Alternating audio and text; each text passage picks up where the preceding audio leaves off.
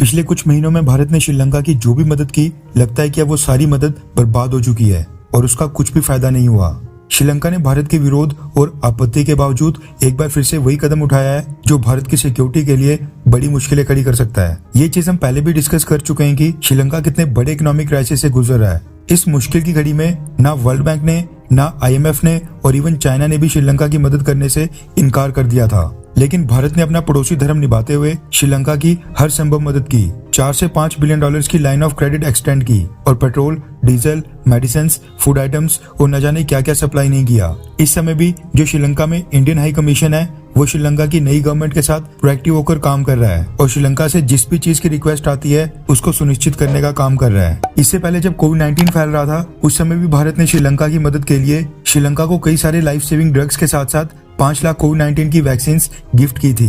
भारत को उम्मीद थी कि जिस तरह से भारत श्रीलंका की चिंताओं को समझ रहा है, श्रीलंका का बुरा समय में साथ दे रहा है, तो कल को श्रीलंका ऐसा कुछ भी नहीं करेगा जो भारत के खिलाफ होगा या फिर जिससे भारत की सिक्योरिटी पर खतरा पैदा हो। लेकिन श्रीलंका ने फिर से भारत को निराश करने का काम किया है। रेफरेंस के लिए आपकी स्क्रीन के ऊपर द इकोनॉमिक टाइम्स के आर्टिकल का स्क्रीनशॉट है, जिसके मुताबिक श्रीलंकन आर्मी के स्पोक्स पर्सन ने कहा है कि उन्होंने चाइना की रिसर्च वेसल को हम्बनटोटा पोर्ट के ऊपर डॉक होने की परमिशन और क्लियरेंस दोनों दे दी है, यानी इजाजत दे दी गई है।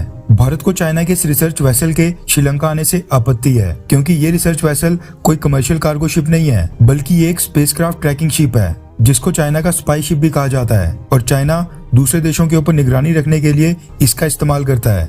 चाइना का ये युआन वैंग 5 नाम का रिसर्च वेसल अगस्त 11 से लेकर अगस्त 17 तक श्रीलंका के हम्बनटोटा पोर्ट के ऊपर रुकेगा, जिस दौरान ये सैटेलाइट ट्रैकिंग, सैटेलाइट रिसर्च और कंट्रोल का काम करेगा। इस शिप के ऊपर काफी पावरफुल रडार्स और सैटेलाइट डिश एंटीना लगे हैं। चाइना के शिप में कमांड, कंट्रोल, कम्युनिकेशन सिस्टम्स के साथ ही intelligence gathering, surveillance and reconnaissance की सुविधाएं हैं, यानी ये रिसर्च वेसल जरूरत पड़ने पर चाइनीज आर्मी के एक चलते फिरते कमांड सेंटर की तरह भी काम कर सकता है। साथ ही इसके सहारे चाइना न केवल इंटरकॉन्टिनेंटल बैलिस्टिक मिसाइल हमलों को कंडक्ट कर सकता है, बल्कि एंटी सैटेलाइट हमलों को भी कंट्रोल कर सकता है। इस शिप को चाइना की मैरीटाइम सर्विलांस कैपेबिलिटीज की बैकबोन कहा जाता है, जो न सिर्फ मिसाइल प्रोग्राम बल्कि चाइनीज स्पेसक्राफ्ट, चाइना के स्पेस प्रोग्राम, सैटेलाइट्स, चाइना के मून मिशन और मार्स मिशन को कंट्रोल करता है। ये शिप बस नाम से रिसर्च वेसल है, काम तो ये मिलिट्री शिप से भी बड़े बड़े करता है। अब ये शिप श्रीलंका के हम्बनटोटा पोर्ट के ऊपर आ रहा है, जो भारत से मात्र 450 किलोमीटर दूर है। चाइना अगर इस शिप की मदद से अपने स्पेस मिशंस